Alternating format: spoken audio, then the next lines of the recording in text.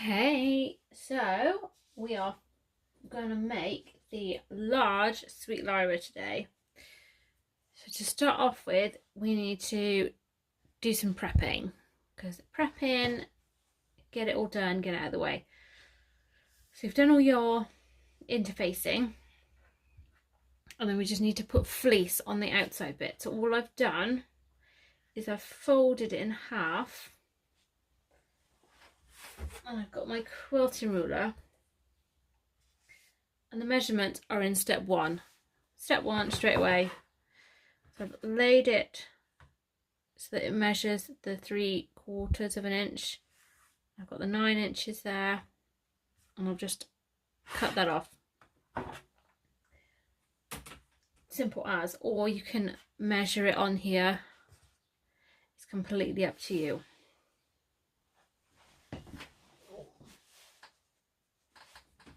Then we can simply take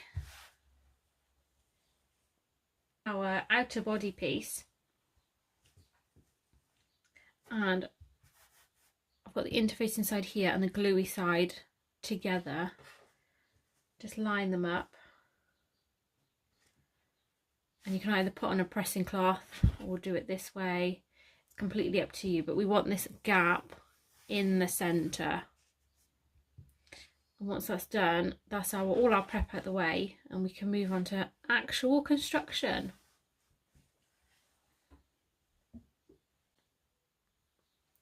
So, first thing on our to-do list is our hidden zipper pocket. This is absolutely one of my favourite little features of this bag. So I've got my 2 pocket pieces, and then I've got this upper back piece here. So I'll just put that up there for a second, and I only need one of these. So if one of them has a design that you want to see when you open the pocket, put that one to the side. So I don't know, mine look about the same really, so I'm just going to pick one. And then on the wrong side,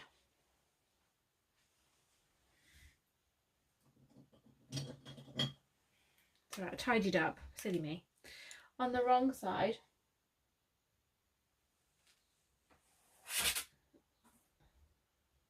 I'm going to draw a box that is 6 inches by 3/8 of an inch. And it needs to be centered 3/4 of an inch down. And the easiest way to do this is I've set my ruler so that it's 3/4 of an inch down. I like to count 1, 2, 3 in and start my line there. 1, 2, 3. Now if you want, you could just draw a line all the way across, that's absolutely fine. So I'm going to move the line, my ruler, 3/8 of an inch to draw my second line below that one.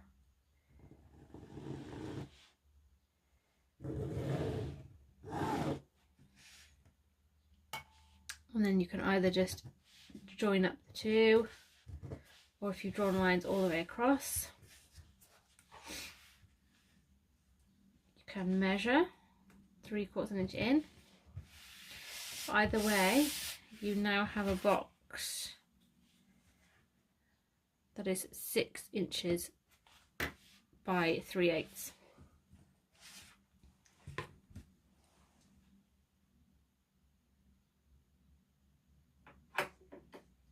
Now this one sits quite close to the top of this upper back piece. Make sure that it tapers so that the smallest part is at the top edge, and then the longer of the straight edges at the bottom. And then we're going to position this 1/4 of an inch down and centered in from the sides, which is there. So I've just used my ruler so I can see it's all measured up. Just take your time.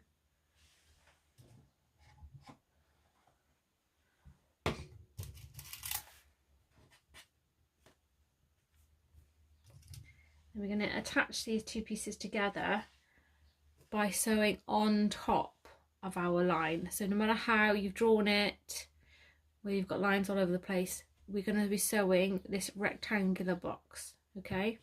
Regular stitch length.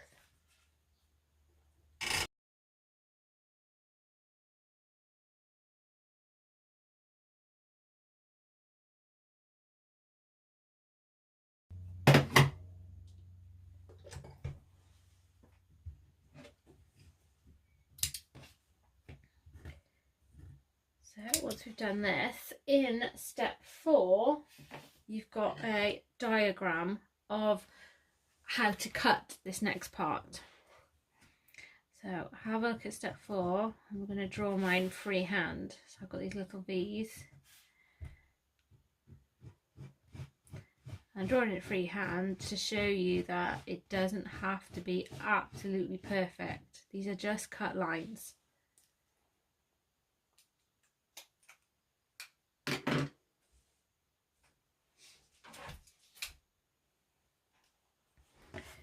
And what I'm going to do is fold it to make my first cut.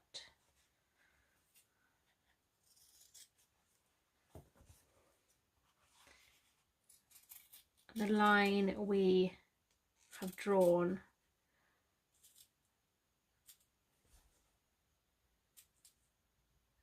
so cut into the corners. Don't go too close that you're going to snip the stitches, but you want to go close that you're going to get nice crisp edges when you turn it through.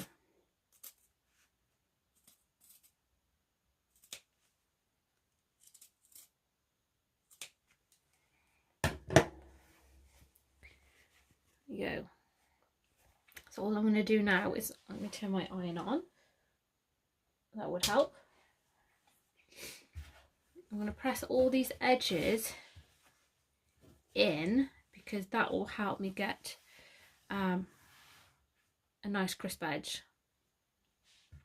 So as I press them in, I'm going to post this through the hole.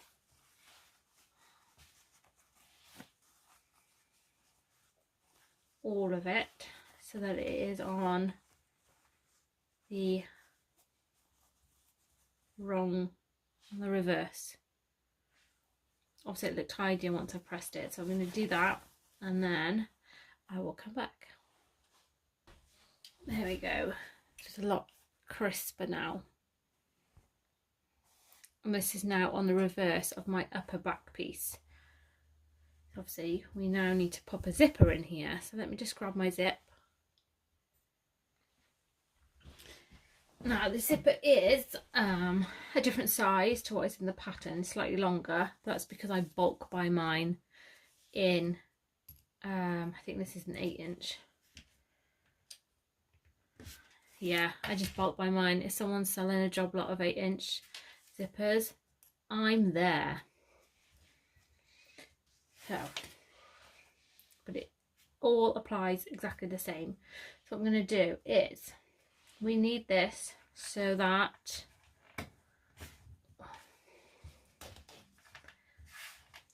the pull is on the left.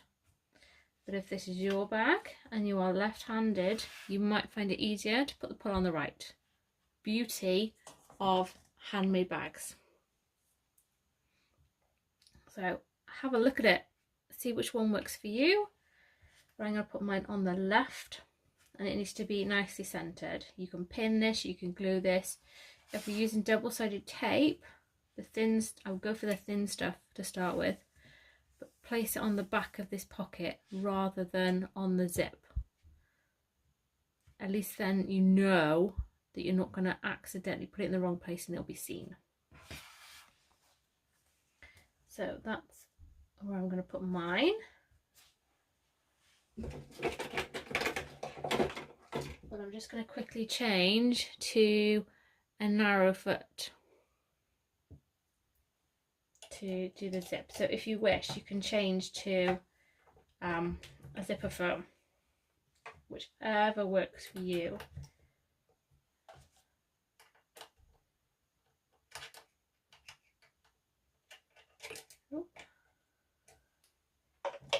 There we go, easy done.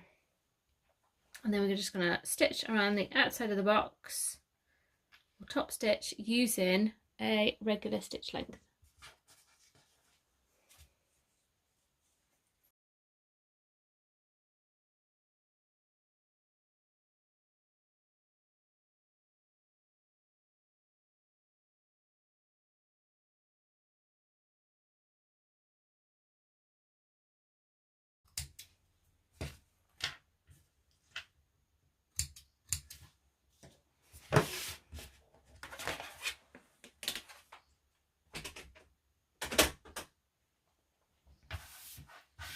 There we go, and our zipper is in. I'm just going to trim off my excess tape that I don't need, because obviously mine was a bit bigger. If you do this, you can use fray stopper on the ends, because zipper tape obviously likes to fray. What I'm going to do is on the reverse now, I'm going to take my remaining zipper pocket piece and lay them right sides together, making sure that it is the right way up again.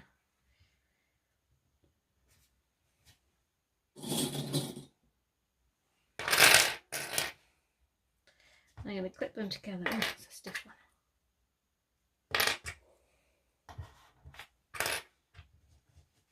Now if you're using pins, just make sure that you're not pinning through this part as well.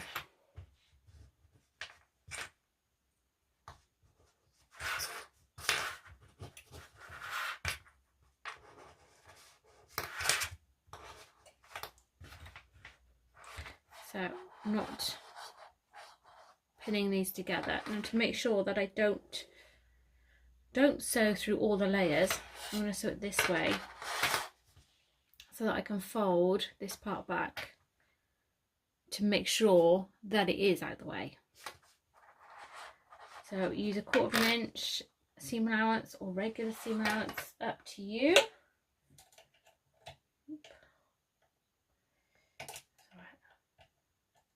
I'm not left-handed.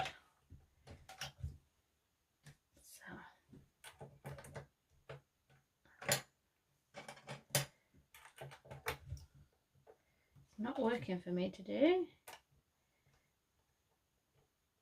There we go.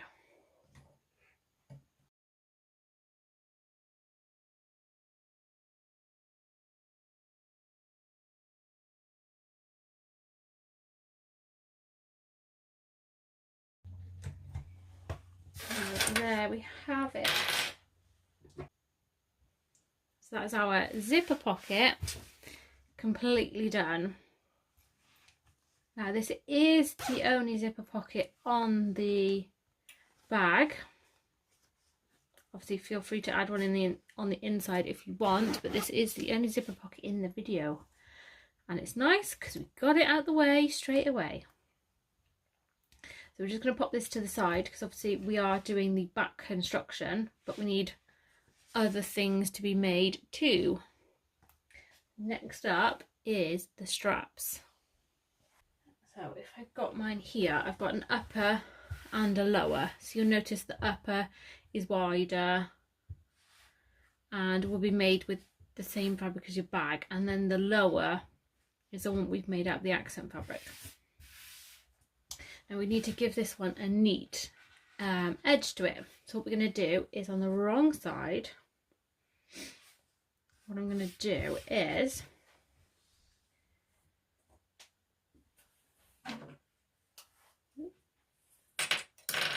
got my ruler here. I'm just going to measure and mark up 1 inch from the bottom.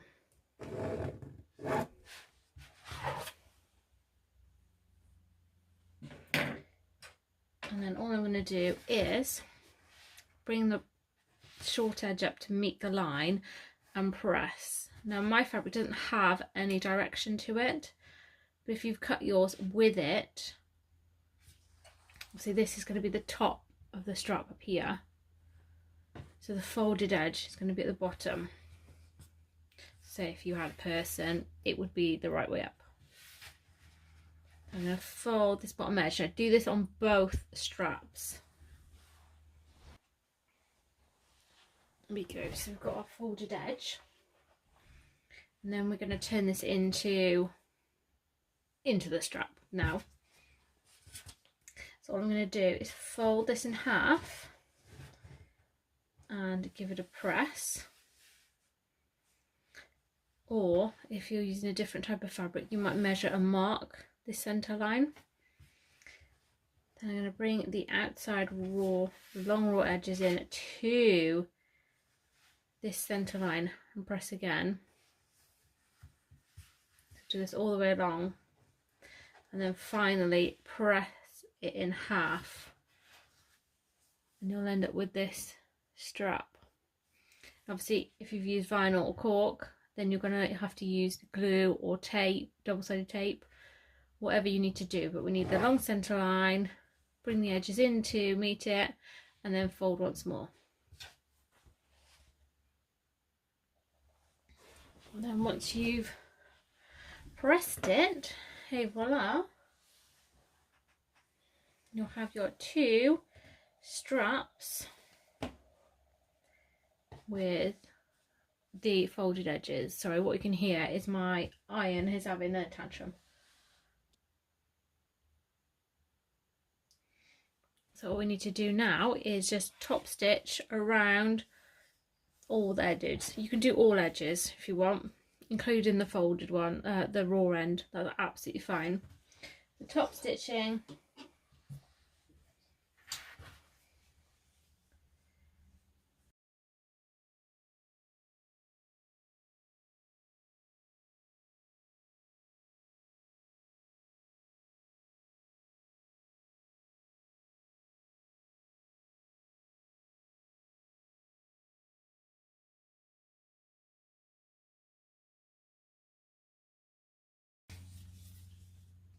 right, now this sometimes happens. Look what I've got. I've got twisty straps. Now I don't clip mine, so it is likely that things shift.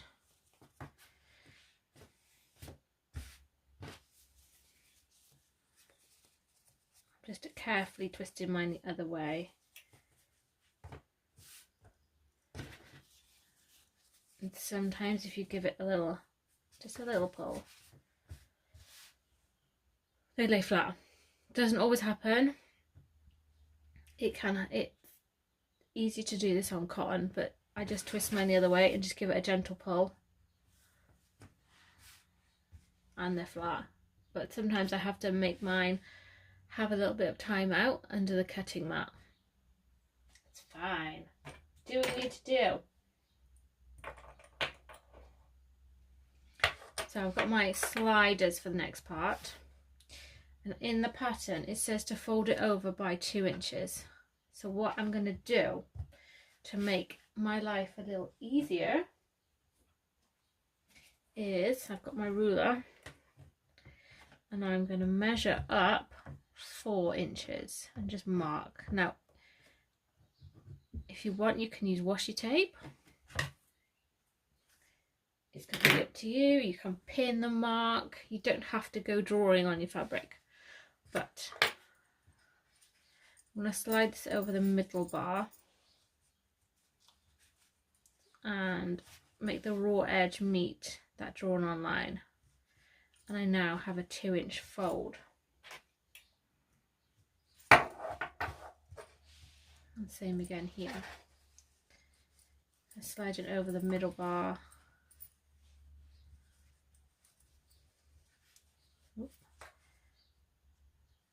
There we go, 2-inch fold.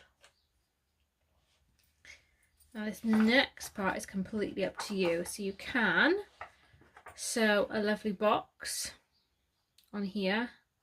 X marks the spot, just gives it a bit of security. So I tend to go around 3 sides, then draw an X, then finish the final side. But what I think I might do is I might add a rivet. So I'm going to measure and mark and add a rivet to mine. This is quite thin, so I'm just going to use some of the small ones and a bit of fray stopper because it is cotton. I'll do that quickly. Some of my other videos I have got the rivet press in them. We'll show that again another day. But all I've got, oh, new wobbling. I know, it's like amateur hour when I'm filming. Oh. All I've got here. Whoop, weave that in and out of everything.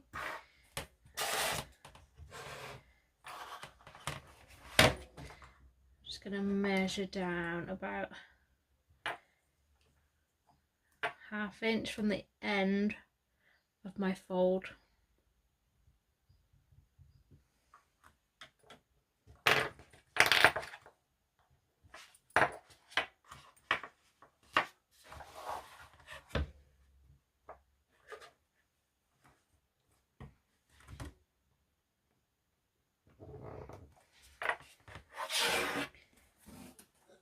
Now you can't see my marks because it is on the dark part of the fabric, but all I'm going to do, so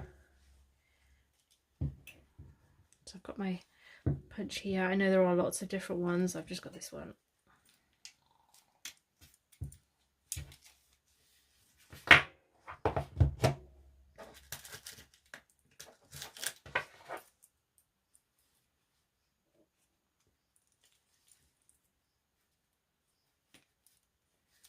And then I can press that one then.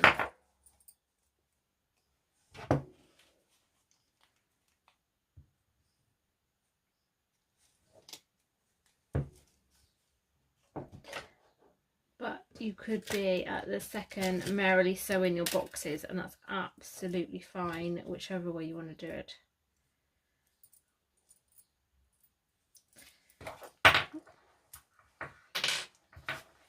But there's my rivets in, so all I need to do is press them. So I've got a big press. You might have an anvil and setting set. So I'll just press these quickly and then we'll move on to the next bit. There you go.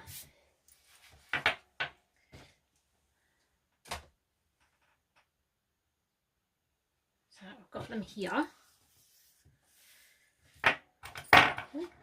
And if I lay them this way, so I've got the folded edge up, I'm going to take my rectangular rings, and this way I know that when I weave it through, the folded edge is going to be on the inside of this loop, which is what I want.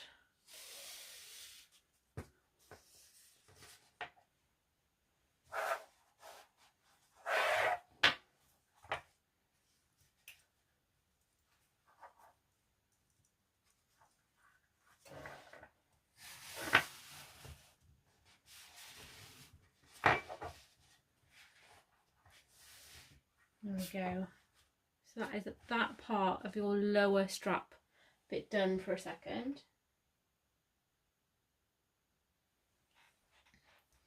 And then we can grab the upper strap. So I'm just going to put these out of the way a second.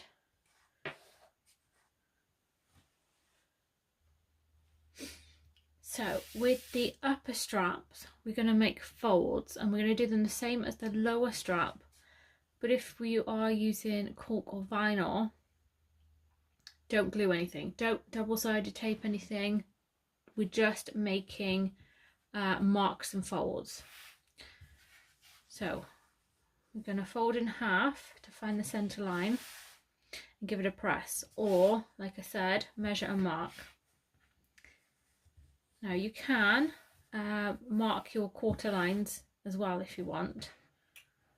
So this is at 4 inch wide, so you would mark a 2 inch line and then another 2 inch line, or you bring your outside edges in and give it a press. And then what we're going to do, if needs be, give it another press. What we need is these 3 lines. So I'll quickly press mine because obviously it's linen, and I'll come back. Now once you have folded it, you've got 2 straps like this, it's now time to add the foam, fusible fleece. Now don't worry, if yours is a flat piece of vinyl, it's just going to sit in one of these quarter marks. So preferably one of the inside ones is easiest. And if you're using cork or vinyl, you can glue this down or double-sided tape it. But you want to make sure it sits centrally in one of these quarter lines, and you want the gap at the top and the bottom. This helps us remove the bulk from the seams. Once we've done that, we need to press it in place. Now the easiest way to do this is to fold this back up. Obviously if you've got cork linen, you can't do that, you're going to glue it or tape it, but that is the easiest way to fuse your fusible fleece in place. So I'll just press it like that, and then I don't have to worry about accidentally ironing away any of my fold marks.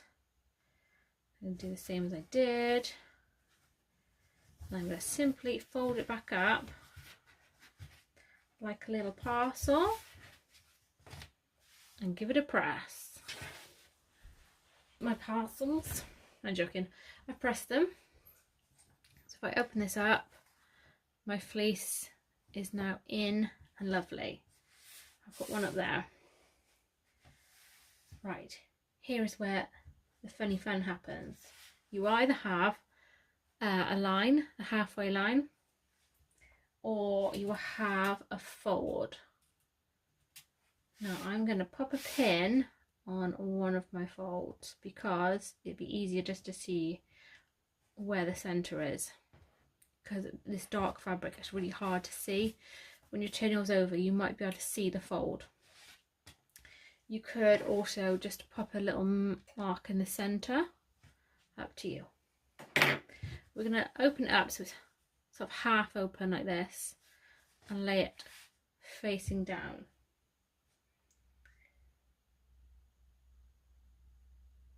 Now one of these we're going to have a lovely overhang inside, up inside our upper strap, so that when we're stitching, we're really putting lots of stitches for these together. If I've just confused you, don't worry, it happens a lot, and you'll know what I mean in a second.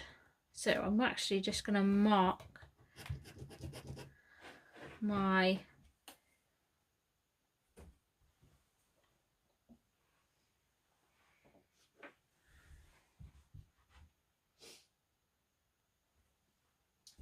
one and a half inches in, and you can either cutting mat or a ruler. My light, there we go, whichever is handiest to you, because I'm just going to use the marks to assist me. So obviously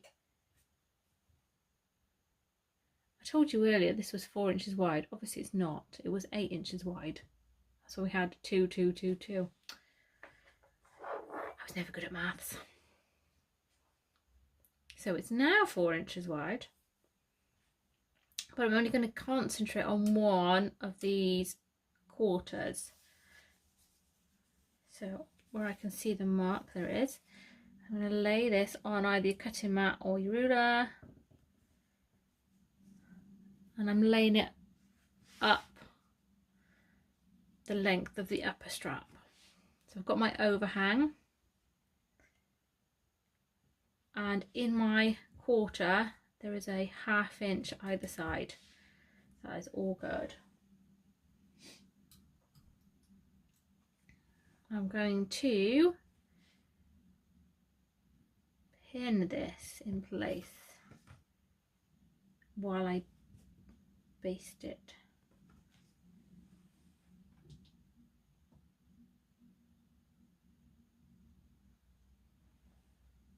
So just a pin, and I'm just going to base stitch this in place.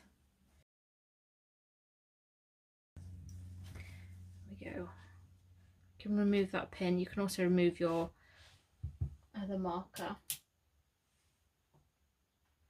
Then once it's basted, if I take this away,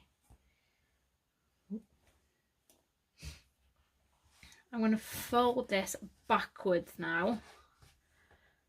So I'm going to enclose the lower strap. So bring your folded edges together. And I'm going to just ensure that's centre so it's not looking all wonky donkey.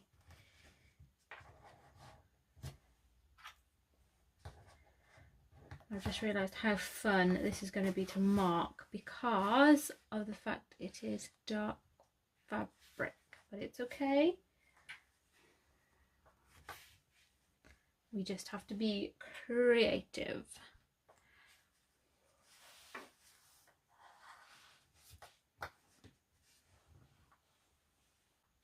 Now, in the pattern, which I have in front of me,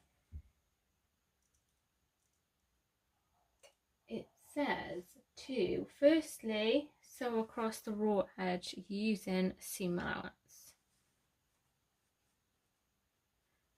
But I'm not gonna do that.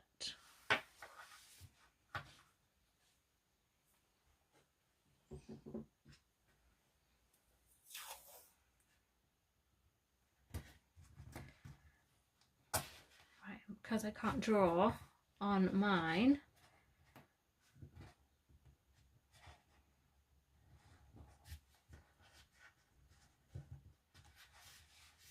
put it where you can see it. Just make sure it's nice and straight.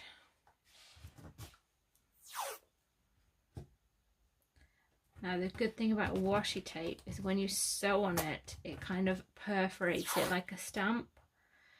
So you just pull away the tape from one side and then the other, and it don't worry about stitches. And it's quite low adhesive, so it doesn't gum up your needle. This is what I'm going to do. I've taped it to the table, but at the wrong angle for using my ruler, which is really helpful. Oh, poop. Right, there we go. So, first things first, sew across using seam allowance. That's absolutely fine. If you want to do that, that's fine. Now it says to mark up 1 inch either side, which is there. And then a 1/4 inch either side, which is there and there. And then join up the gap, the two markers. I'm obviously doing this freehand because my ruler's in the way. Everything's in the way. Now, if you've already sewn across the bottom, that's absolutely fine. Don't worry about it. What I'm going to do is I'm going to sew down here, across, and back up to stop. Like I said, I'm going to sew on top of the tape because I know that my machine can. Hang on. There is always a way. I don't need that one.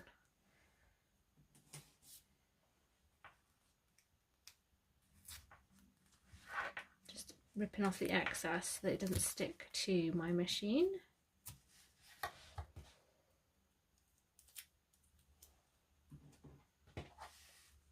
Like so.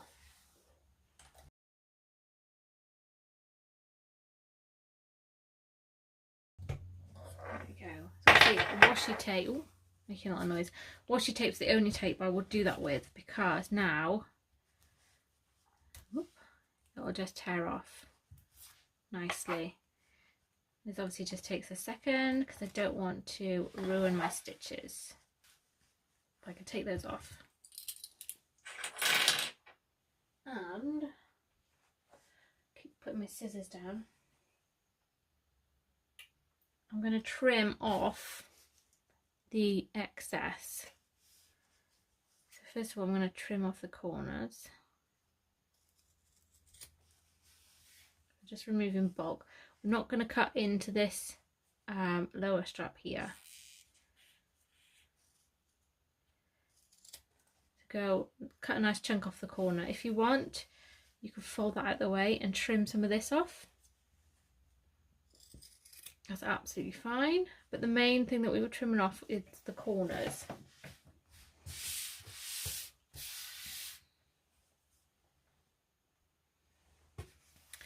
And then, in theory, if we've done this the right way, we can then turn our strap so that we enclose the raw edges.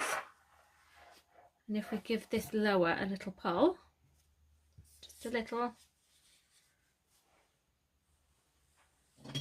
and then push out these corners.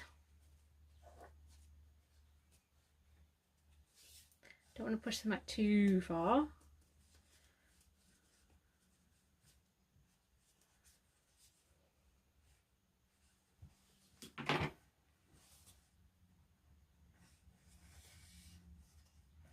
I pushed one out too far. It's okay. So then we can fold this upper strap back up, and you can see that we've got this lovely extra bit here. So first things first though, we are going to top stitch all the way around the top of our upper strap. So we'll do that first before we worry about adding strength to this bit.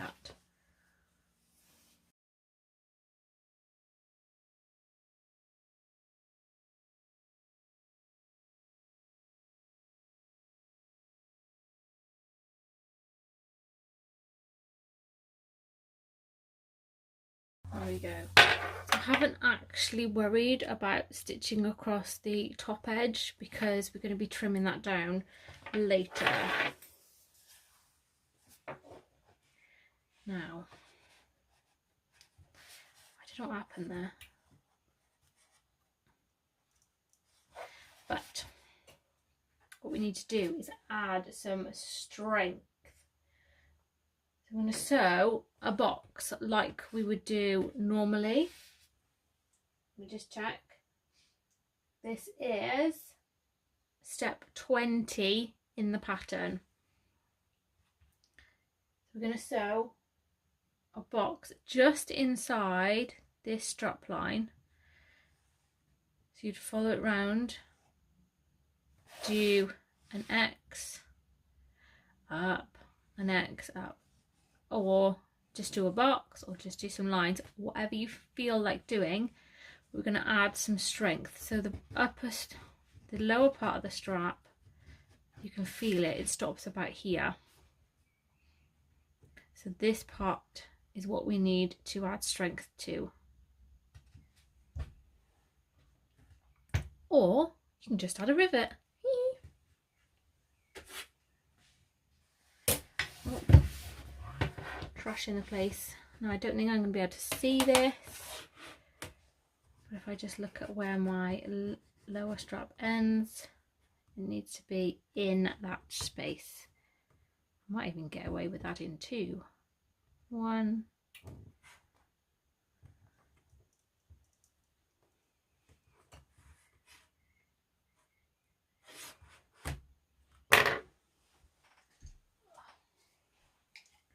Better idea is if I punch this quickly, and now I've lost it again. I might use some more tape. So I'm going to punch my holes, put some tape on, draw out the holes, the hole placement, and then punch them. And I think Well, I'll see which rivets I need, but I'll place them in. But anyway, go back on the video, watch the last however many minutes again to do exactly the same with your second strap, so that you'll end up with two identical, I'm not going to say twins, sisters, two sister straps. And then once you've got two, we can go on to the next step. So I've done both of my straps, and I didn't do the box, I did the rivets, and obviously I couldn't decide whether to go up and down or side to side, so I went with 3. But then I realised after that actually only the one is a load bearing because the others are on the sides. But it's fine, all good. So that's what I've done with mine. So just be wary that if you do copy my rivets, only the one is actually a weight bearing rivet. The other two, just decorative.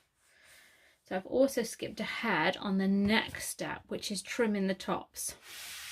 So lay them both so they are the right way up. Mine is actually now slightly shorter because I didn't lay them the right way up. So make sure that they're both facing the same way. And then on the outside edge, mark down 1/4 inch. So on that side, 1/4 inch. Draw a line, diagonal one, and then cut that bit off. That's in the pattern, so it might be easier to see in the pattern what I mean. And this is so that when we sew it at an ever so slight angle, so that it curves around your body nicer, rather than being straight and then you have this funny fold, which on a smaller strap might not be so noticeable, but this is a wide strap. So we've just got this little angle and it's all lovely. So we just pop these to the side for a second, and that is that part of the strap done. And we've got a grab handle here,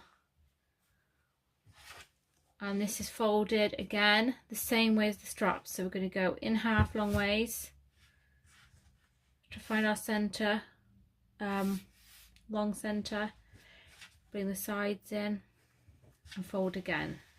So again, if you're using a fabric that can't be pressed, you might need to measure and mark this and then glue it. That's completely fine. But I'm going to go ahead and press mine. So there we go, I've given it a press. As you see, the raw edges are in the center. And then all I'm going to do is I'm going to top stitch down both of the long sides. So pin it first if needed, or clip or glue, whichever you want to do.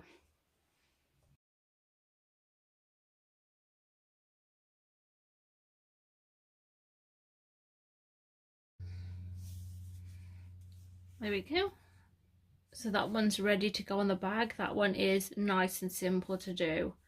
So I'll put that with the straps because we've got one more thing to do to complete, well, to be able to assemble our back, and that is doing the flap.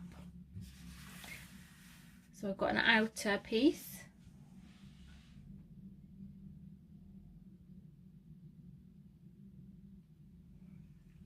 This is made from accent fabric.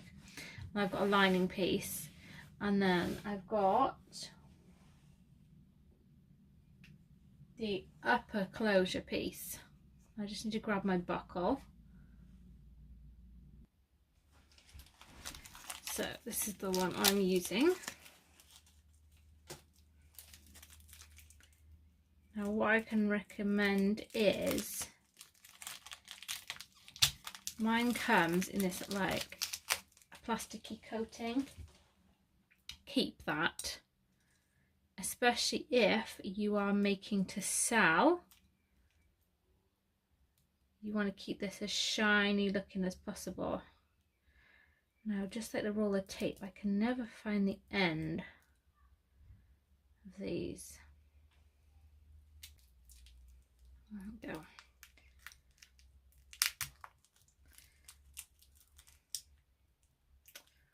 Oh man, come on. Right. Keep that, and I'm just going to take the, come on, fingers and thumbs today, the smaller part. I'm going to wrap this bit back up with the bar hanging out the bottom, so it's protected, but I can still attach the lower part of the closure when it comes to it.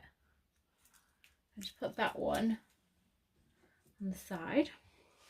So I've got everything I need for the flap. What I've done is I've added my fleece. Remember that there isn't a bit at the bottom and there isn't a bit at the top. So you should have folded back the pattern piece when cutting that out.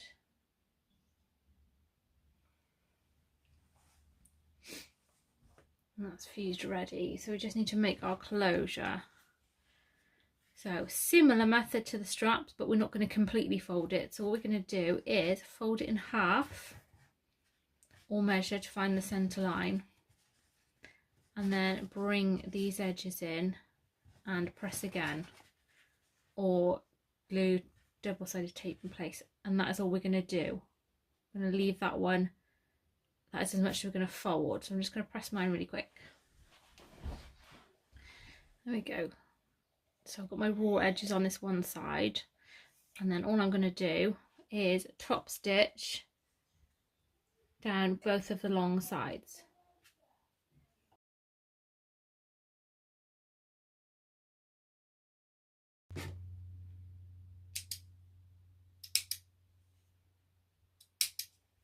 There we go. And then once it's top stitched, we can forward, or I should say pass it through the bar, post it through, and then fold this over here. So we've got the raw edges are within the fold. So short edges, short ends together. I'm just going to base stitch them together. There we go. Now, if I take the upper,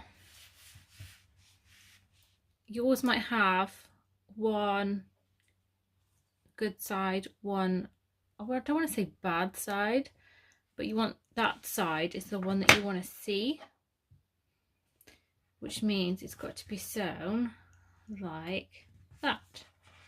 So then when it's sewn together, it's the good side or the nice side that you see. So all we're going to do is center it on the, you know, the pointy end of the flap.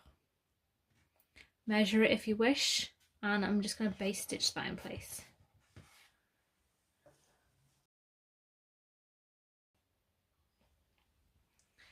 There we go. What you sometimes find, especially if you've got cotton, as you sew along, it kind of pushes it over, so it looks like it's off.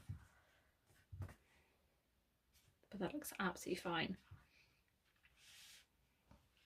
Now this does look a bit longer than what's in the pattern, and that's because it is, because we found out after that some machines with thicker feet, wider feet, couldn't sew on the shorter closure, so it was made after to be longer.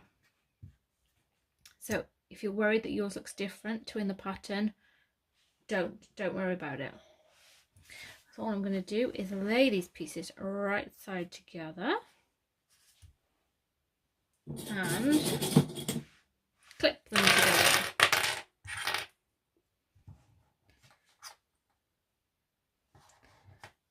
So if you come down to here and you find that this is in the way, nudge it over, but make sure that when you sew across the bottom, it is pointing straight upwards.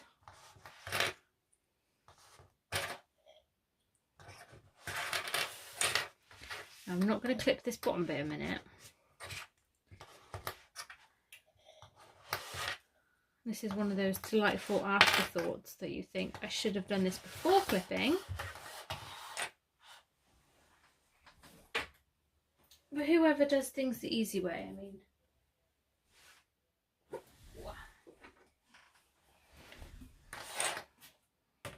I'm just going to draw my turns. I've got my seam allowance across the bottom.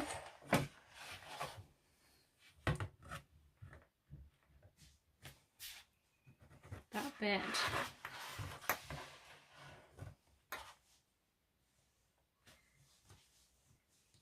And that bit.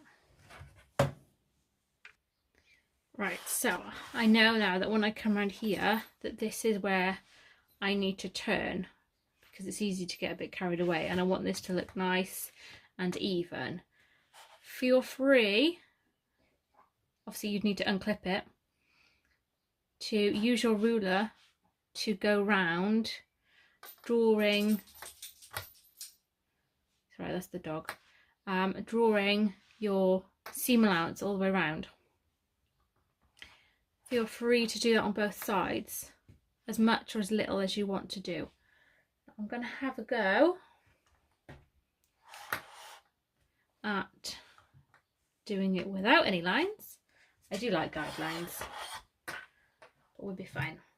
So just a regular seam allowance.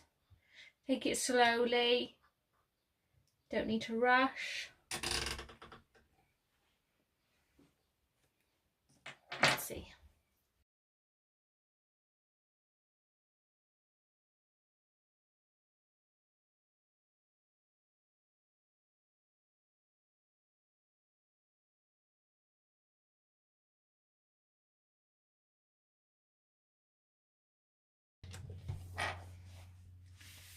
There we go. I think that's probably the neatest I've ever done it. And it's a lot easier to see using a narrow foot and following the guidelines on my plate. It's actually was really easier than I thought it was going to be. So let me grab my pinking shears.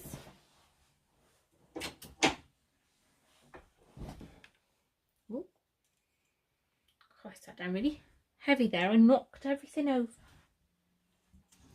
So now we need to take some of the bulk out of these curves just to make it nicer and smoother when we turn it inside out. So I'm going to do, well, I'm going to do all the curves. All of them. My absolutely rubbish pinking shears.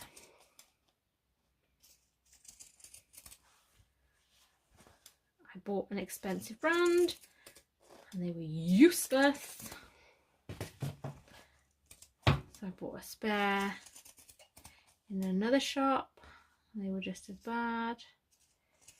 And I'm at the point now where I've probably spent as much as the expensive pair that I actually didn't want to spend money on in buying 4 naff ones. False economy, that's what it is. Should have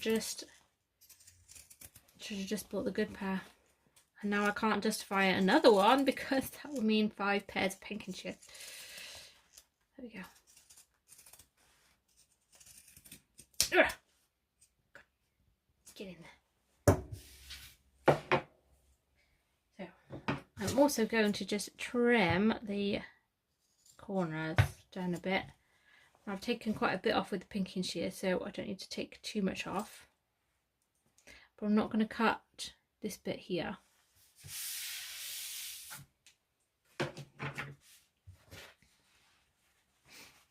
I can just turn this inside out now.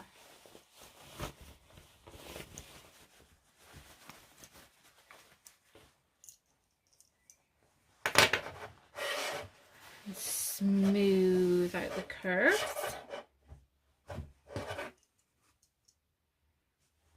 And hopefully hopefully, if you, when you pull this gently, it should be the same size as the bottom of your flap, so that it should be nothing to, you know, there's no points to pull out, because that, in theory, should be the same size. Now, depending on what fabric you've used, you can roll this between your fingers to get a nice smooth edge, just like so.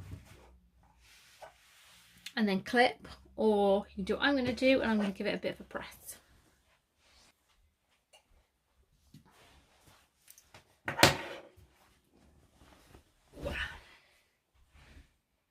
And then all I need to do now is top stitch around, and I'm going to go around all sides this time.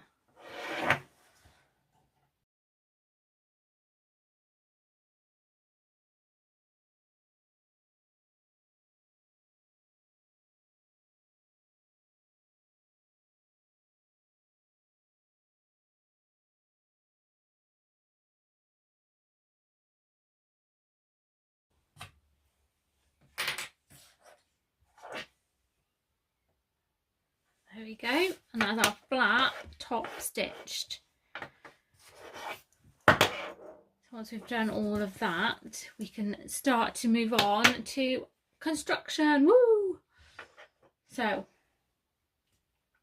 get all your bits together, your straps, upper flap with the pocket, lower flap, sorry, I'll say that again, upper back with the pocket and lower back piece. I'll get them all here so you can show, I can show you and you can see what we need.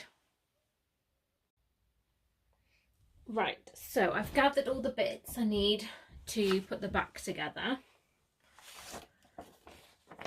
So I've got the flap, I've got the upper, I've got the straps that we've made, and I've got the lower. I've also got my foam, my back pattern piece that we need for placement, and I've also got a cutting mat over here to help with the placement. If you haven't got one handy, don't worry, you can just measure, it's absolutely fine. I'm just going to take away, so what I need is the straps and the grab handle for now. So I can put everything else to the side.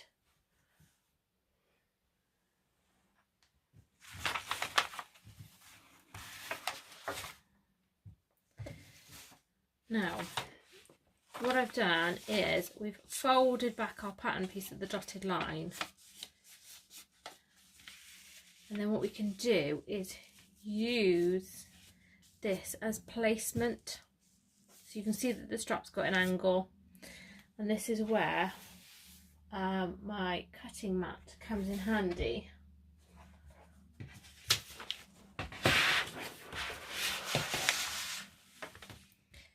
It would be obviously handier if I had the 1/2 inches on here.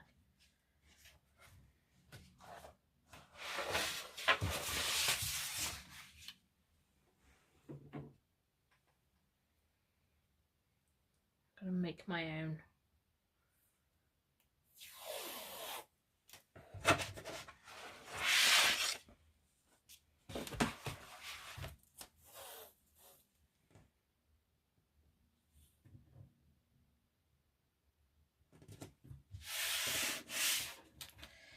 Right, there we go. I don't know why I didn't think of that before.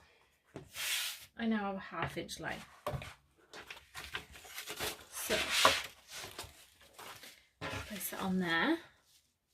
And the reason I'm worried about the 1/2 inch line is because the strap needs a 1/2 inch overhang. And this helps, so you've got a bit of extra in case you want to rivet or add more secure stitches. So when laying the straps down, make sure that you've got the buckle side of the slider up, and you want it to angle outwards, so you can see that one's correct. If I tried to put the wrong one on, so buckle outwards, it would point the wrong way. So you can see which one's which. So again, buckle up, use your guide to help you, and position it with the 1/2 inch overhang, like so. I can just slide that out of the way. Whoa. I'm going to pin mine in place, but you could clip yours in place, or just hold it until you base stitch it. Oh, it would be handy if I actually pinned them together. There we go. So that's one. I'm just going to base stitch that in place now.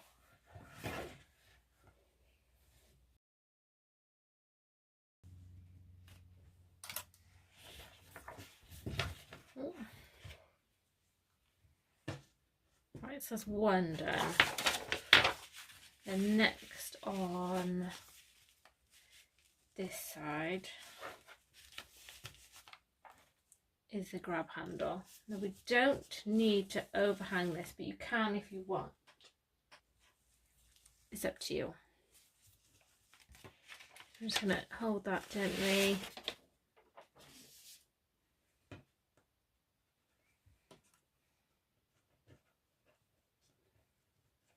And then base stitch this one too.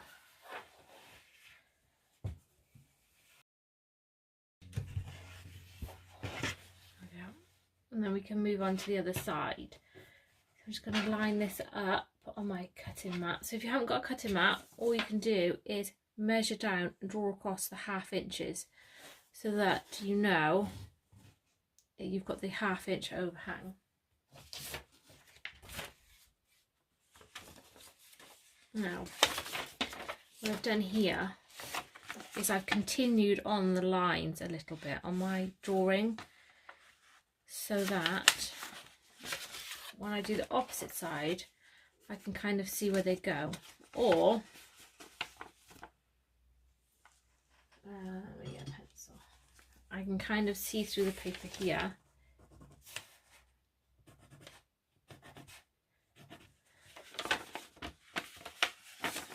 And draw on the reverse there, whichever way works for you.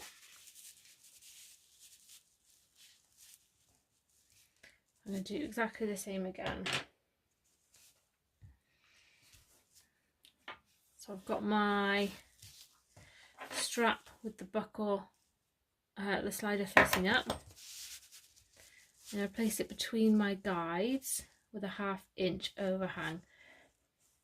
If you find yours is slightly wonky, don't worry about it. Just make sure that whatever you do on one side, you do on the other.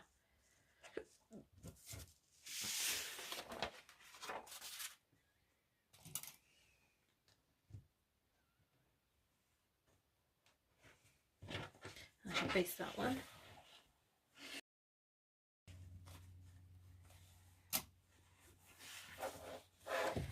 And then finally,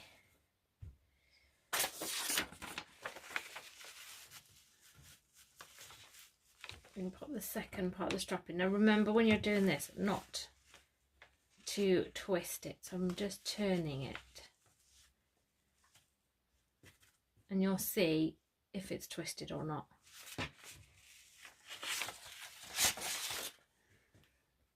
Now I'm just making sure this looks even. And that looks fine.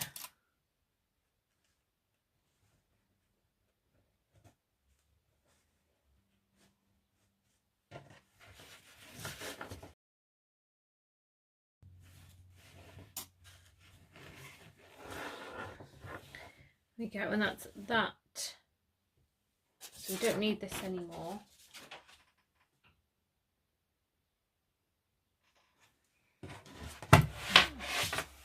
Or that one.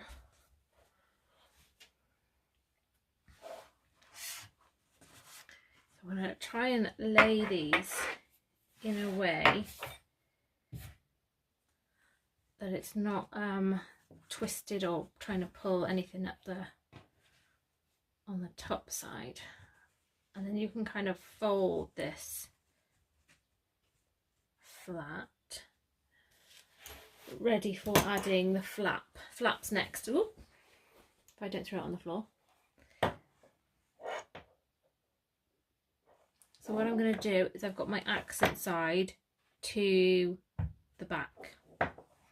I'm going to lay it down and center it. So you can measure this if you wish. I'm going to go by eye.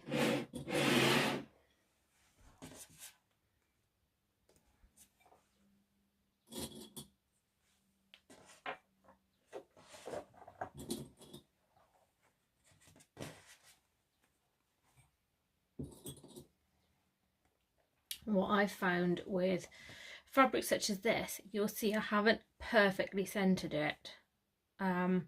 It's over slightly to the left because I found with my foot especially it pushes everything over. If you've got a walking foot or something, it will help everything feed evenly, but because obviously this does smush everything and you can't pin it perfectly flat, I've got mine ever so slightly over to the left, and I'm going to baste these together.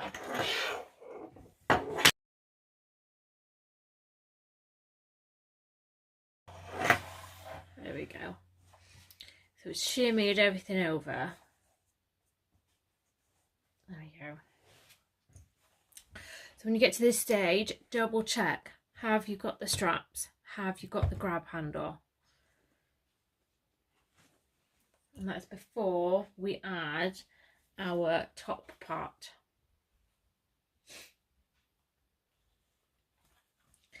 So I'm going to lay it on upside down like so, and then pull the pocket down out of the way. Oh gosh. Now what we need to do, hopefully they are roughly the same size. If you find one is slightly bigger, like mine, it's gremlins and we don't worry about that kind of thing.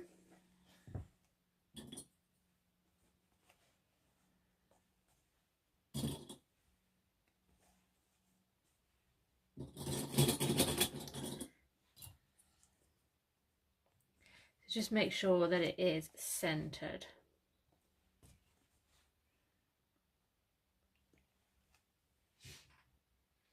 If it helps, you can pin this down if it helps you. But what we're going to do is sew this together now using a regular seam allowance so that it'll look like this. So you'll know if you've sewn it the wrong way around. But as long as yours looks like that one is put on and the pocket's facing up at a funky angle, just pull it down and I'm going to sew across.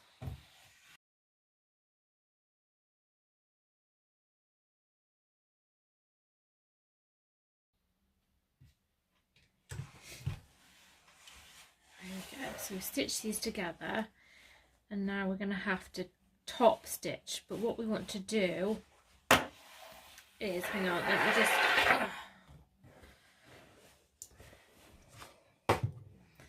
We want to, if you push all these up here, out of the way, the seams will naturally want to go down, face downwards.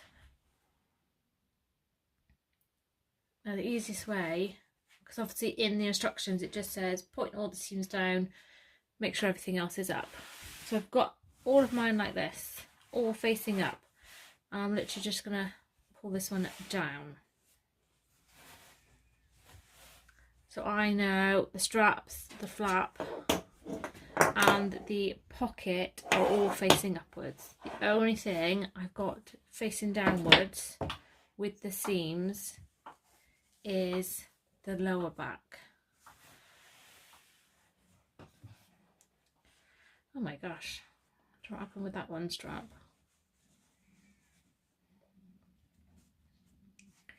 Gremlins. And then we're going to top stitch across the back here.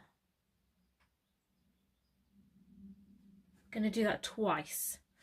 So I'm going to add 1 row of top stitching and then a 2nd row below for strength.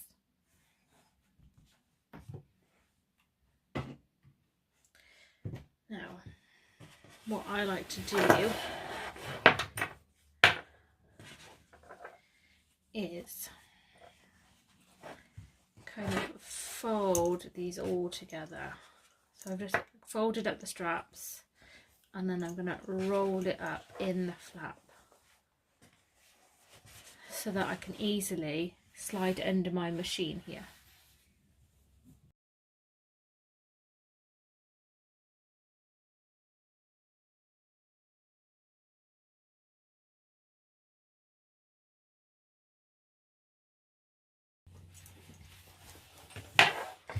There we go.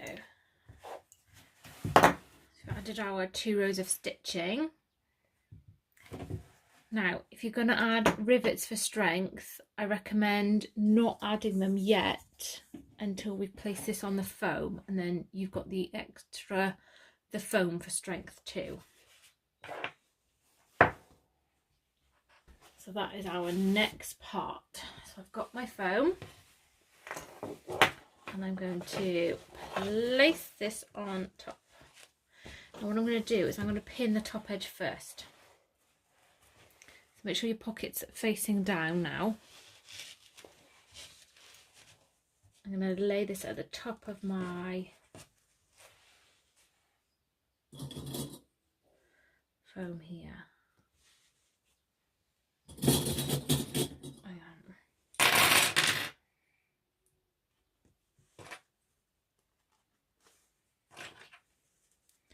Get it as straight as you can.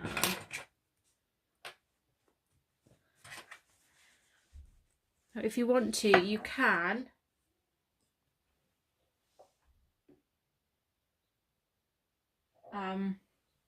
sew this bit in first. So within the seam allowance, nice long basting stitches, do that bit first.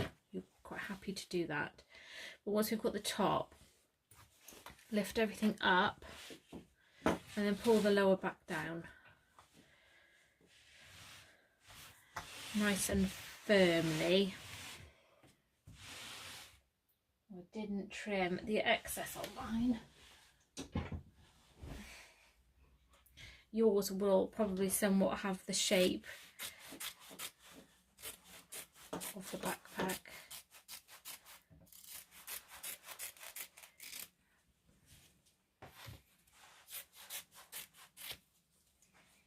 It's easier to clip them together if they are somewhat the same size.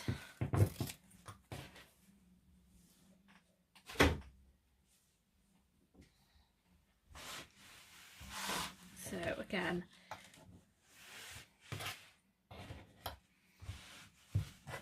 take your time smoothing this out, because there's nothing worse than putting all this effort and then there being a bubble.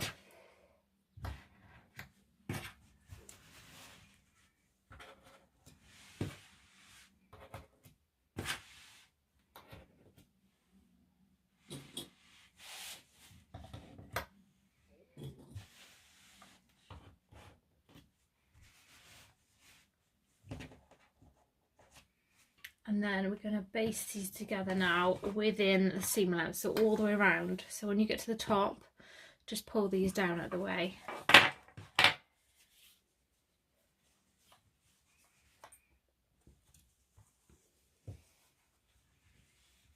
I'm just going to tidy them up for sewing. So that they don't flap about everywhere.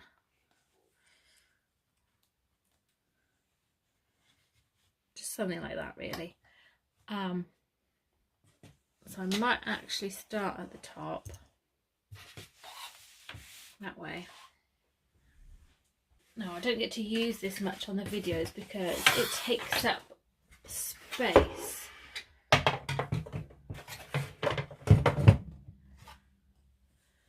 just actually popping my flatbed on, or my extension table.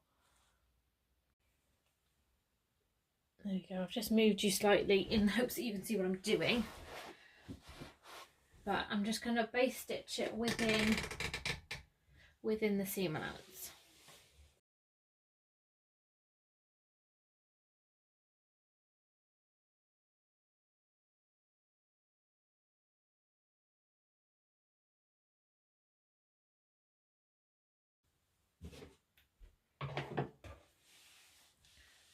And there we have it. Just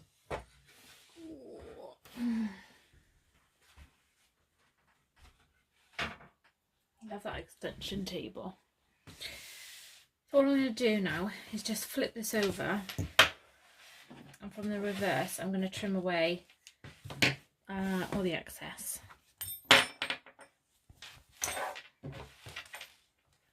It's a little bit fiddlier because nothing is lying flat.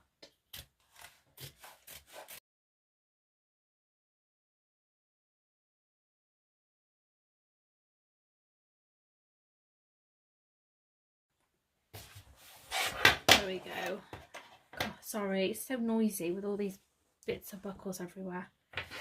Right, I'm going to unclip these and just pop those by there a second.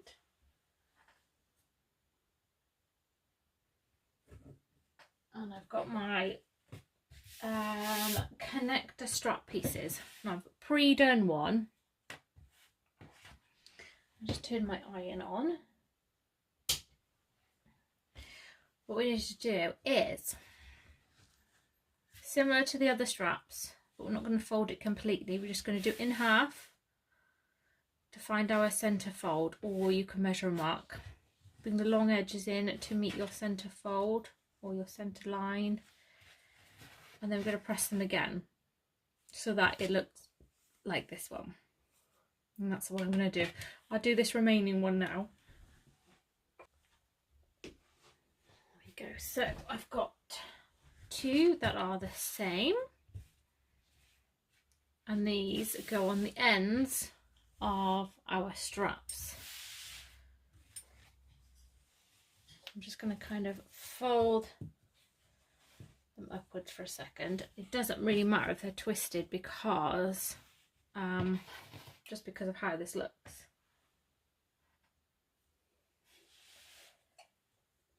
Oh, but first things first, I've actually just forgotten to top stitch. Silly me. So I'm going to top stitch quickly down all the long sides.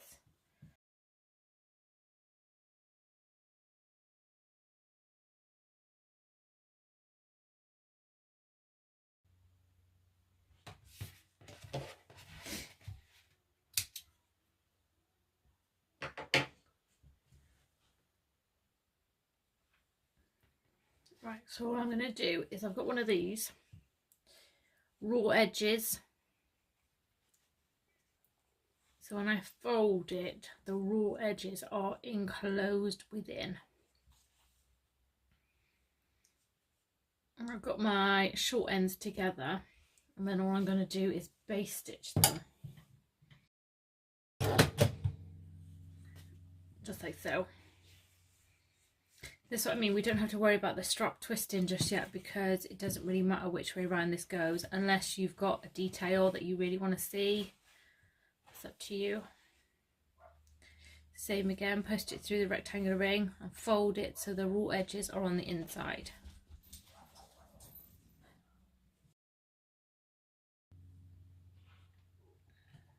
There we go. And that's that part for that one. The final part of the strap are what we are referring to as the strap corners. So I've got one that I've done, and literally all I've done is folded it in half. I've given it a press, and then I've folded it in half again and given it another press. So obviously yours will look nice and tidy like mine there.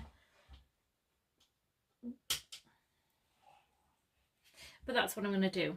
I'm going to fold and press, and fold and press again. Right.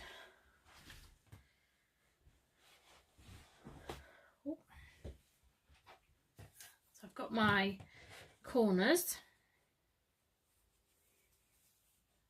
like so. And what I am going to do this time is make sure, maybe if I overhang that over the table, there we go. I am going to make sure that there are no twists in my strap this time.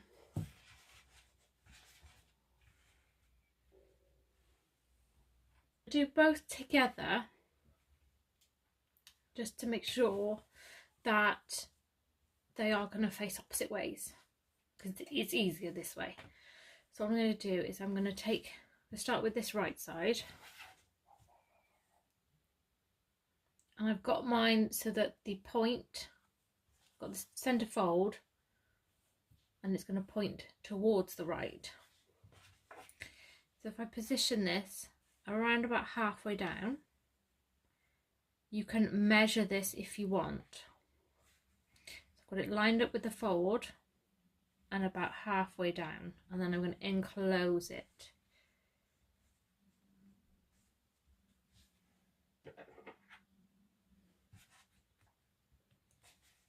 And clip it in place. Another reason to do two together is you can see I've got my centre fold, and I'm going to place it on the left hand side and close it.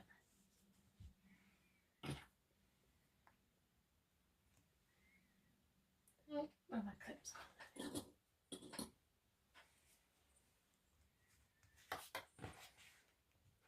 I'm just going to double check that these are the same height, and they are pretty much, which is all good.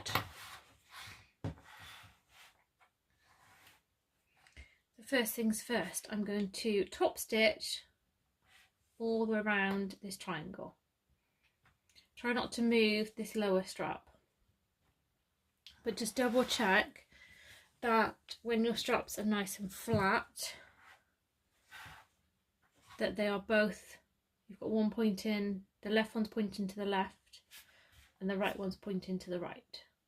So it should look just like the video here.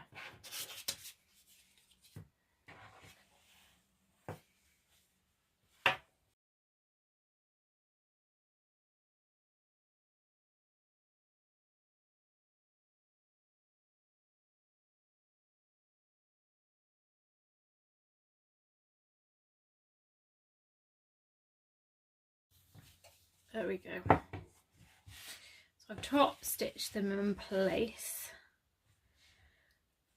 Now what you can sew, if you look on the pattern, it is step 39.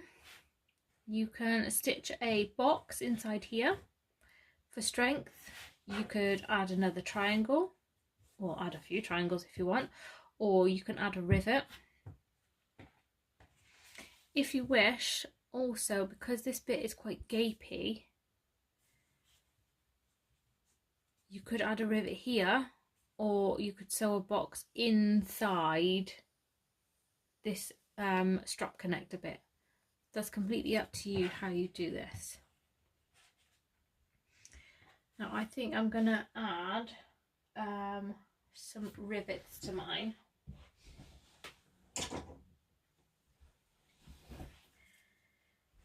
Now I've got black linen here, so there's no point me marking it because I won't be able to see it. But if I needed to, I could just put some washi tape on here and then mark that. But I'm just gonna wing it and go by eye.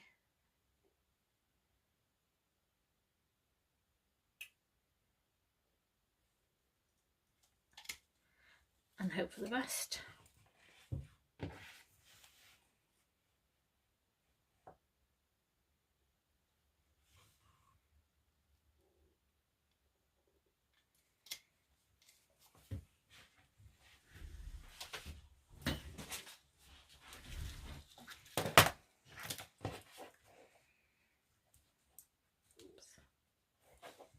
I've just gone for the smaller, I use Emmeline rivets. which come in a small, medium and large. So I'm just using the small ones here because this isn't a thick area. Now you can use a fray stopper on this first if you wish, which I should have, but I didn't. Oh, get out of the way. And I'm just going to press this. Now my press is over on the floor. Actually, I don't know where it is. I'm just going to press these quickly in place and then I'll come back.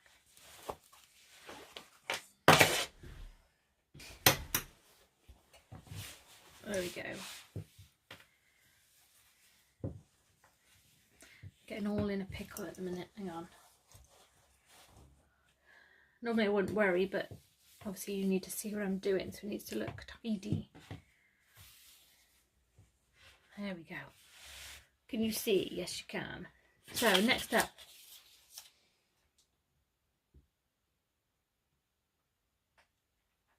we are just going to trim these down because it's much easier to find out where they need to go. Because if you see here, you know, it's hard to find the placement. It's easier. So I'm literally just going to place that on there. And cut off this excess.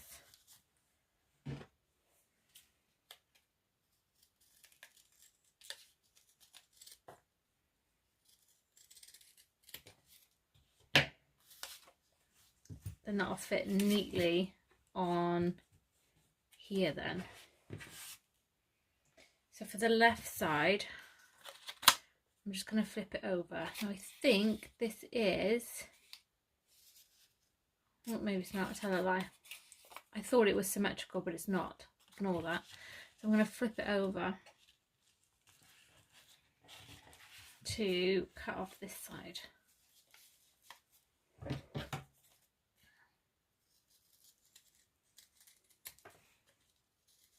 This doesn't need to be perfect, this is just for helping.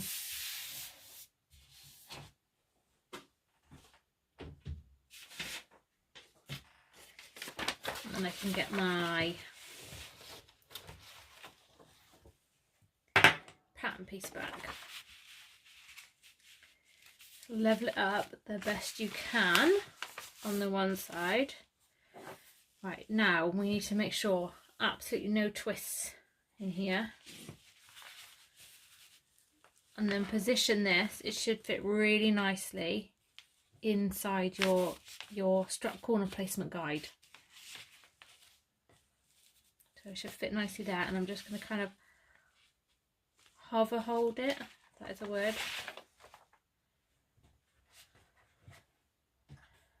Hover hold, that's what we're going for. And pop that in place. So I'm going to base stitch this one before I do the other, just in case anything shimmies about.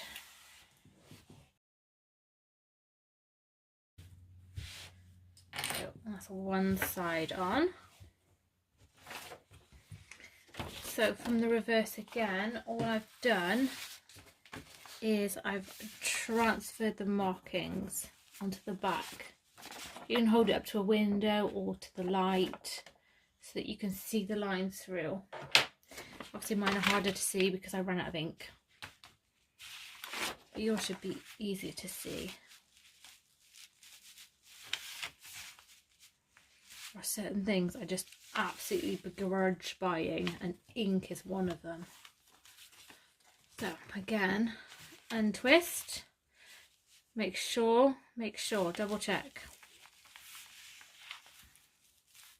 Place this within your guide and matched up nicely.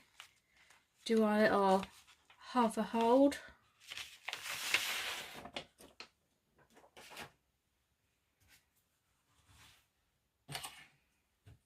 And clip it in place. And then I'm going to base stitch this one again. I'm going to do it from the back because, especially when I've got two even sides, I like to make sure that, as I said with the flaps, things shift. So when I sew down here, it does have a tendency to shift. So if I sewed from the bottom here, it would shift up there. So I'm going to sew it from the back.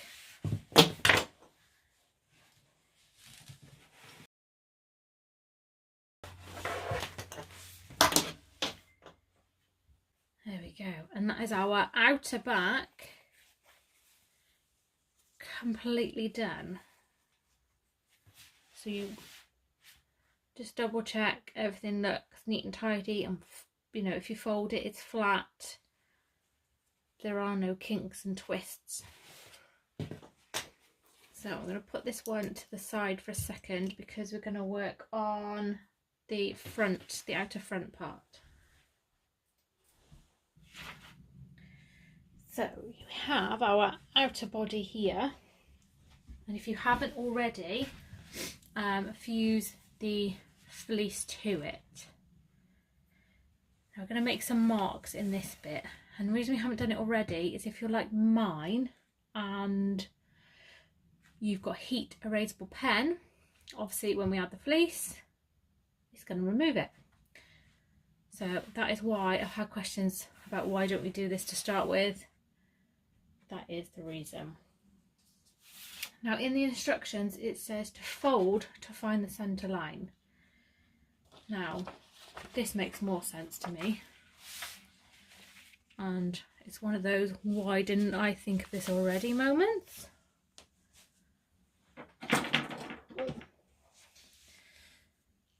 Try not to get my big yud in the picture.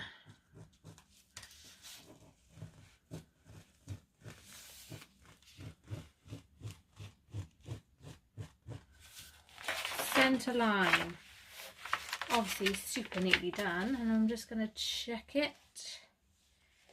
Yep, lovely and centre. Now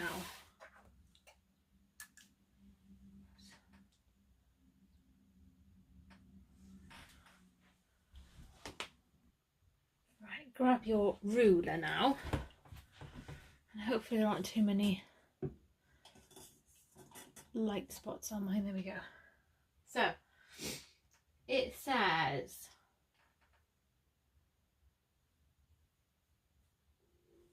to have marked a 8.5 inch vertical line.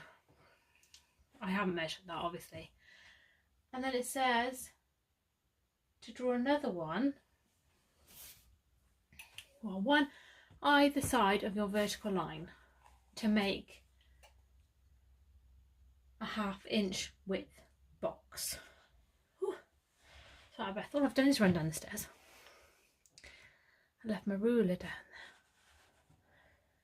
I'm just going to line this up here. 8.5 is there.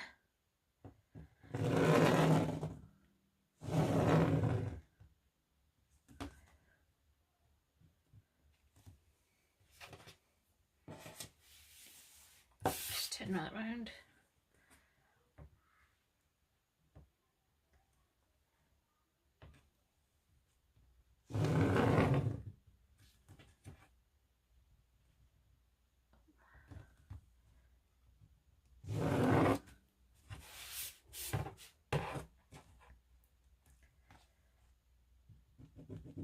And you'll have something that's possibly neater than mine, but you'll have this box that is a 1/2 inch wide, 8.5 down.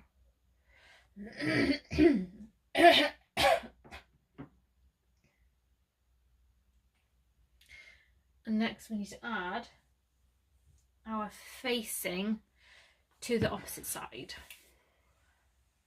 So obviously we can't see what we're doing. If you had a crease from where you folded it, that's stupidity doopity, but again I'm more about let's make life easier for ourselves. So let me just remind myself. So it's 1 3/4 is the center line.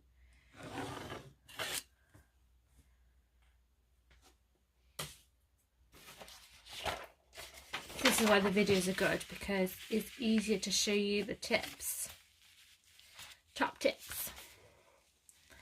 And all I'm going to do is post this under here.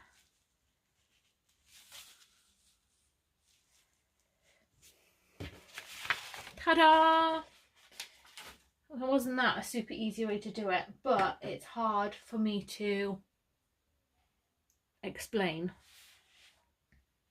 This is why videos are great. Even if you don't follow a video for sewing, I do recommend having a quick watch through them. And I'm going to pin this together, but around the very outside. But it does say add 1 or 2. And then what we're going to do is flip it over. And you can repin it if you wish, so you can see what you're doing.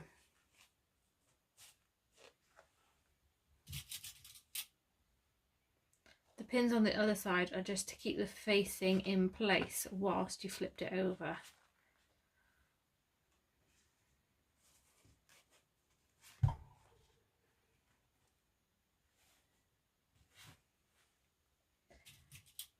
And one more for giggles.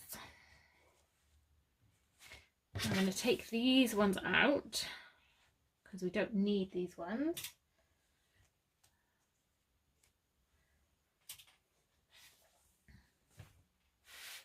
So when we sew, we can see what we're doing now. So as if we were doing a zipper pocket now, we're going to sew around the outside. Obviously not across this top edge because there's no need.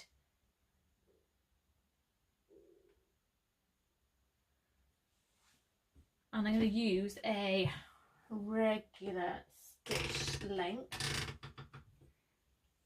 So ignoring the centre line, we're just sewing this box shape.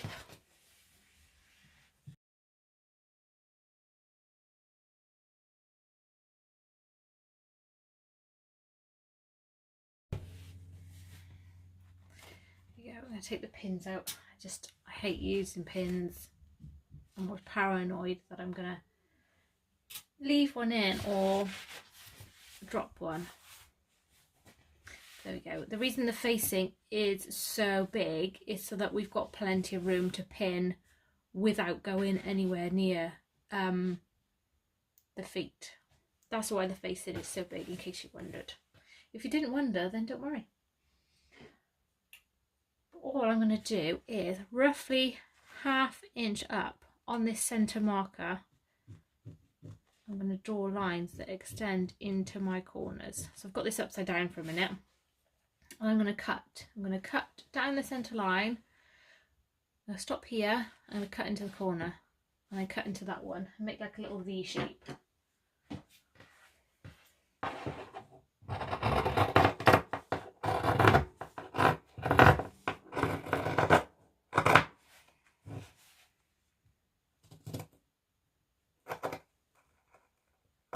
So you want to cut as close to the corners as you're comfortable, but you don't need to go too close that you're going to cut through the stitching.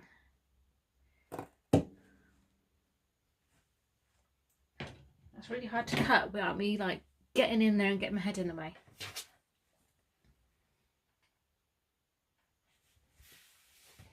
And all we're going to do is from here, what I'm going to do first is fold these over, and I'm going to press these pieces over before turning this through. So imagine you were doing a zipper pocket if you've done one before. Well, you have, because we did it a minute ago. Silly me. And then that will be on the reverse then. And then you can roll this between your fingers and give it another press. So I'm going to press mine.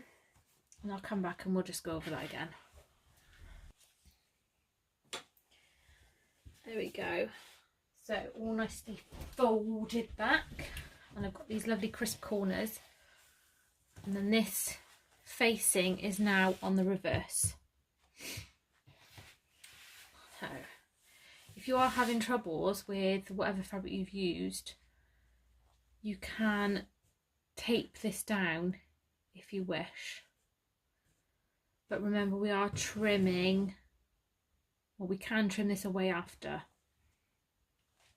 But it's up to you. If you need to glue this down because you've used something heavy, do what you need to do. but we are adding the zip very soon, so it won't be flapping around for long. I keep losing everything. Righty-ho. So I'm going to mark 3/4 of an inch down.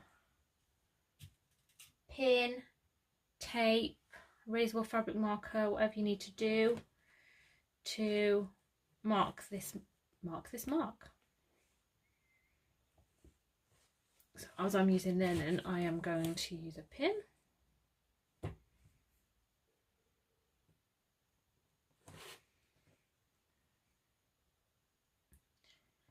What's going on? There we go. There. So I'll just put that out of the way a second, and I've got my zip here. So if you were using an exact, what word is that?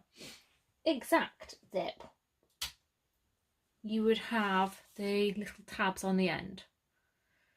So the next step would be really easy for you because we need to fold some of this back. So it says to open the zip by 1.5. I'm going to follow exactly on the pattern here. We're not going to do any tricks or funny business. So open the zip to 1.5, which is what I've done.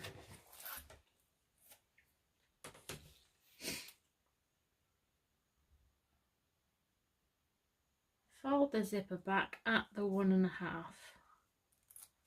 which is there.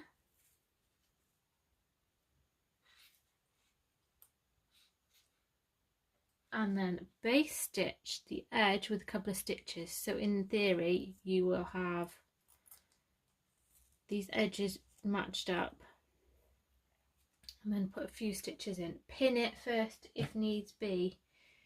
That little guy is trying to wiggle about like mine is. Now we all have our own ways of doing these folds. Now I can just go like that, but how do I explain to you? Just go like that, which is why we've done it this way. So I've got this fold here. I'm going to do the other one to match, so that they're going to be the same. The same. Edges together.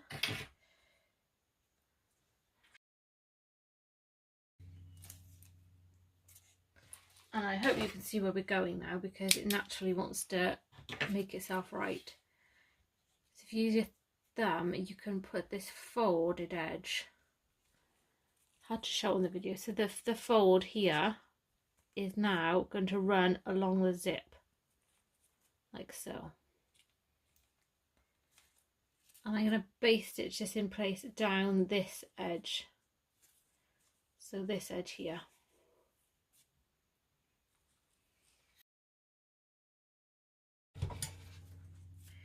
And you have one right angle. We just need to do the other to match. We're going to do the opposite way. So this edge of the fold, this top edge, is going to be in line with the teeth. And then we're going to base stitch it down this edge here. And then in theory, they will match.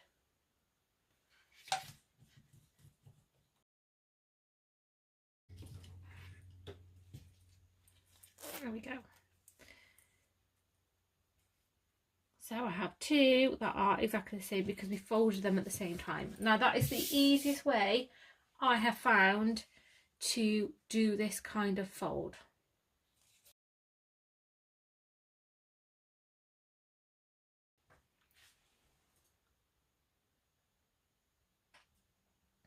The next part may require glue. I would say most likely require glue is what we found the easiest. So if I lie this on here, your 3/4 marks are in line with the top of the teeth. And then we're going to centralize, center it.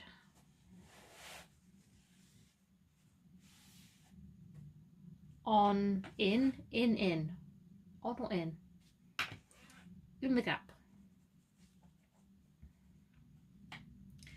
And then we're literally nice and easy, once it's in place, by either double-sided taping, gluing, pinning, whatever you need to do, we're going to top stitch round the outside, but we're going to use a 1/4 inch seam allowance, so a larger seam allowance, and that's because we need to do a second one inside after. So this one, 1/4 inch, but I'm gonna pop a little bit of glue on mine now and let it set before I do mine. I would recommend you can either glue along or tape along the edges of here. If you're going to glue the very edges of the tape. I wouldn't recommend using double-sided tape on the zipper, because you might accidentally get it in the wrong place and then you'll be able to see it. At least if it's on here, you know you're not going to see it no matter where you've put it. So I'm going to do mine. I'm going to pop a little bit of glue on mine, and then I'll show you after, once it's dry and I've stitched it. There we go. So I've popped mine in now, 1/4 inch seam allowance, and that's how mine looks. Now we can go ahead and sew up our darts. I haven't put the lower closure in yet because sometimes I don't know why. If you want to put the lower closure in now, feel free. But I decided to play funny games with the pattern and put it in after. Now I'm just going to make this easier for myself, and I'm just going to grade this, I think that's the right word, fusible fleece. So I've got my scissors at an angle, and I'm just trimming some of the foam back so that when I push my darts together,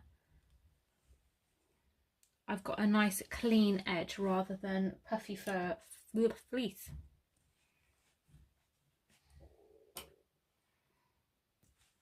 There we go, and you can see the difference. If I try and put that one together, the fleece gets in the way, whereas this one you can actually see the edges of the linen together. I'm going to sew these together using a regular seam allowance. If you find it hard on darts, feel free to draw these on. So draw it on one side of here. Feel free to do that. But I'm going to grade all four.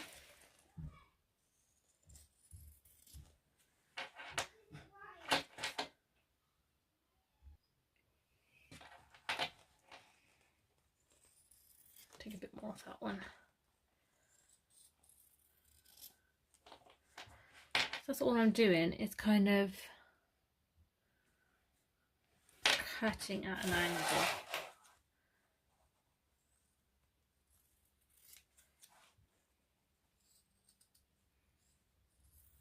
I always do this with fusible fleece, just sometimes the puffiness just gets in the way.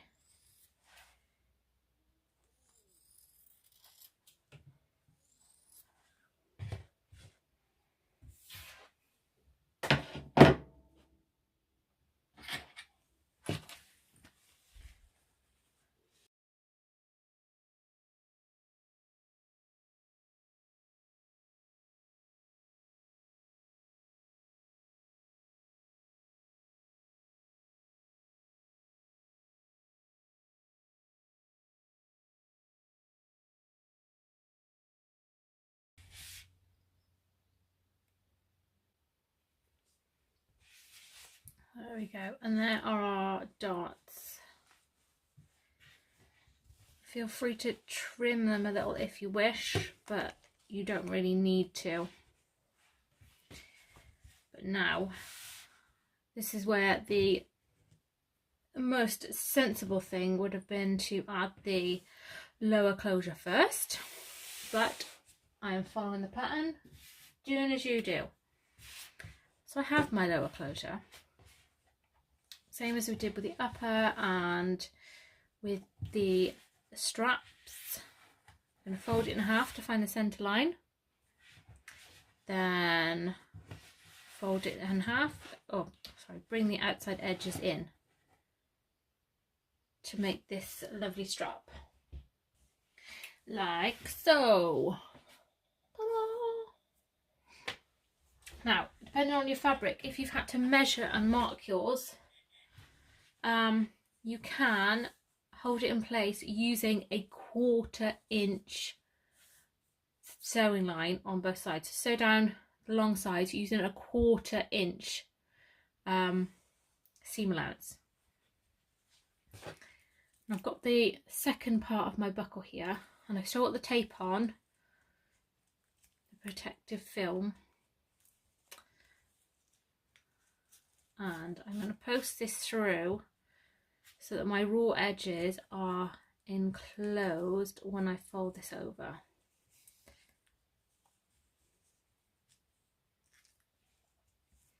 I'm just going to base stitch the ends together.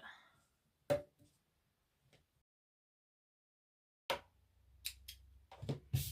we go. Now, there was method in my madness, because I decided that if you found the darts hard to do and you might end up with uneven ones, then at least this would be centered, you know. That was a method in my thinking. So I've just got my cutting mat here, and I'm going to lay this down so that each dart is on one of the lines, so that when I place this on here, like so, it is in the centre. Obviously that would be absolutely easier to do without these darts in the way. And I know, if you're watching the video, I would recommend doing this first. I really would. But I had a method in my planning, so it's all good. Just make sure that this buckle, you can't see what I'm doing now, is nice and straight upwards towards your zip. So if you need to fold this in half to find your centre, do, or you can measure it, or you can use a cutting mat like I did, but just make sure that your buckle heads towards your zip, and that way you know it's straight.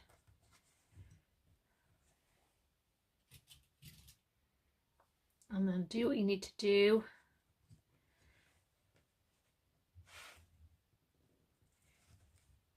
to hold this in place.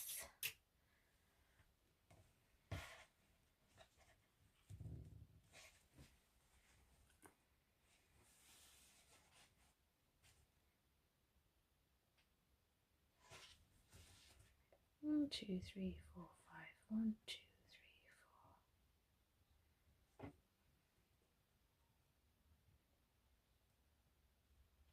4. Thought so. Mine's off.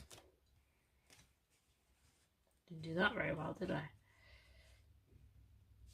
But yeah, just double check that it all looks good before you pop it in place.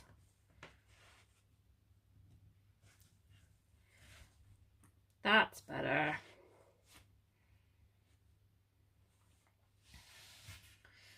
And then I'm going to top stitch it in place as close as you can get to the buckle and back down again.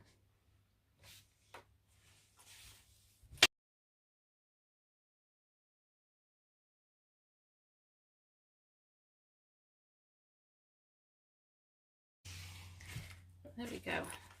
And that's that in place.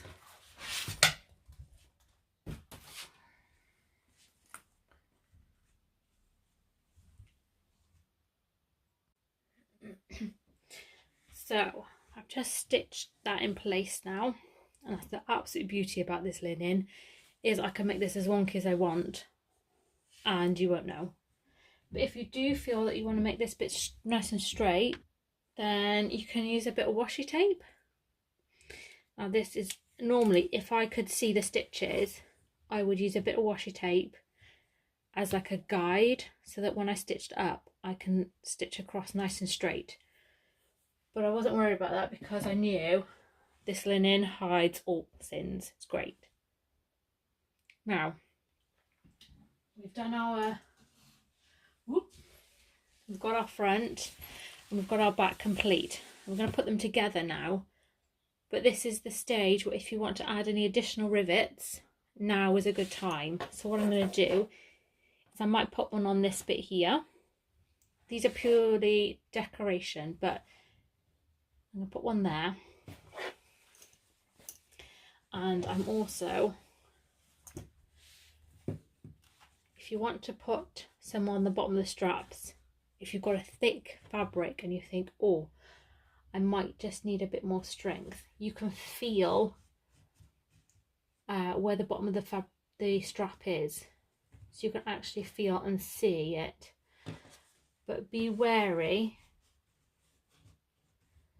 that there is a pocket in there as well.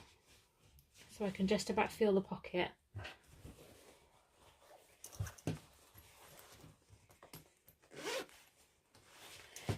So my pocket goes to there.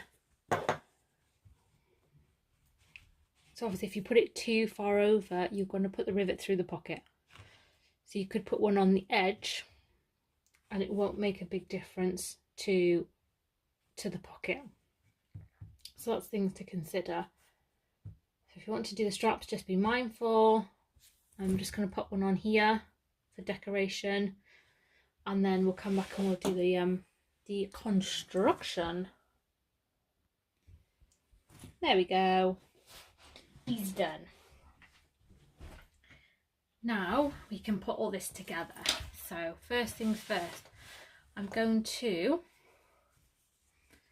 put my straps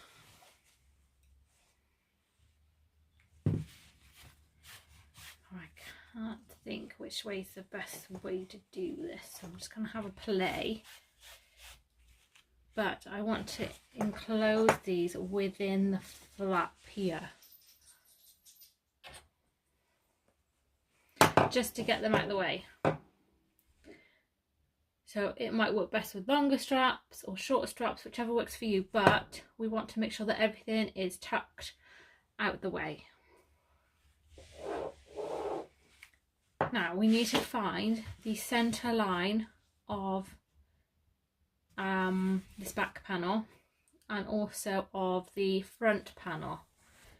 Now with the front it's easy to do because it is fleece. We can just fold it easy peasy, and in theory it should be the center of our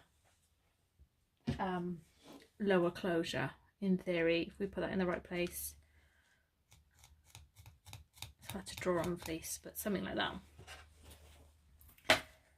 Now with the foam it's harder to fold, so I am using my pattern piece, and I'm just going to double check it that we're in the right spot. There we go. So that's my center there.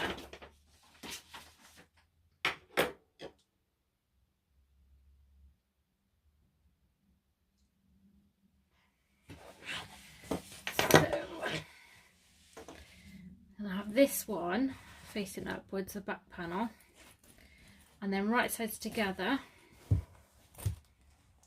Fleece attracts everything. I'm going to match up my bottom markers.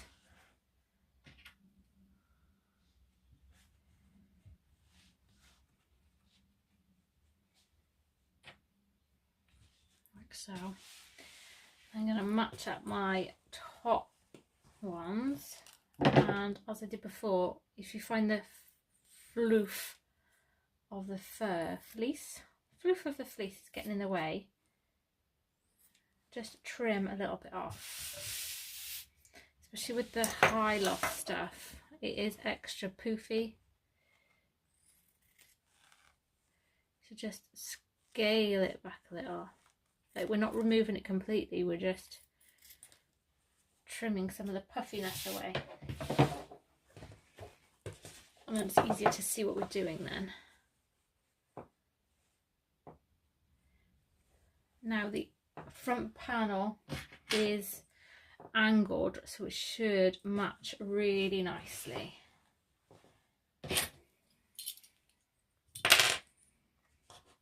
I'm going to start from the top and work my way down.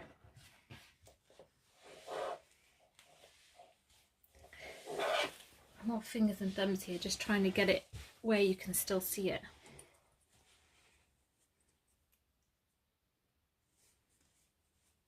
Open up the dart seam.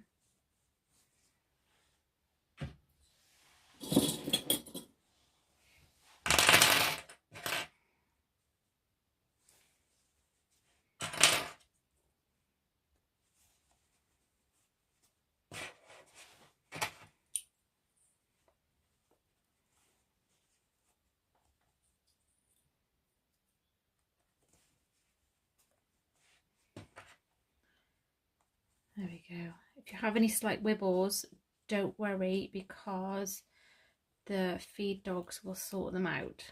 But just smooth it around the best you can. So that's one side done. I'm going to do exactly the same, clipping the other side. Some more clips.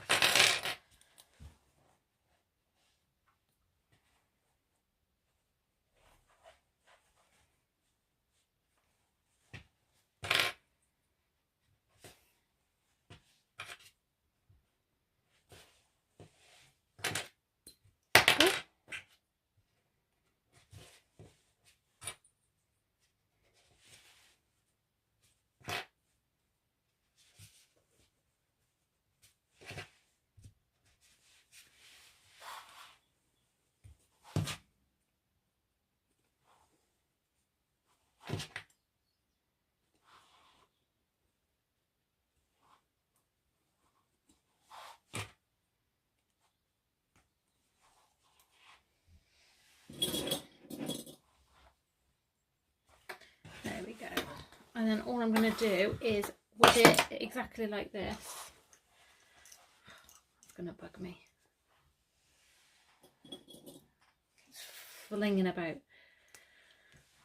So with it exactly like this, I'm going to sew all around using a regular seam allowance.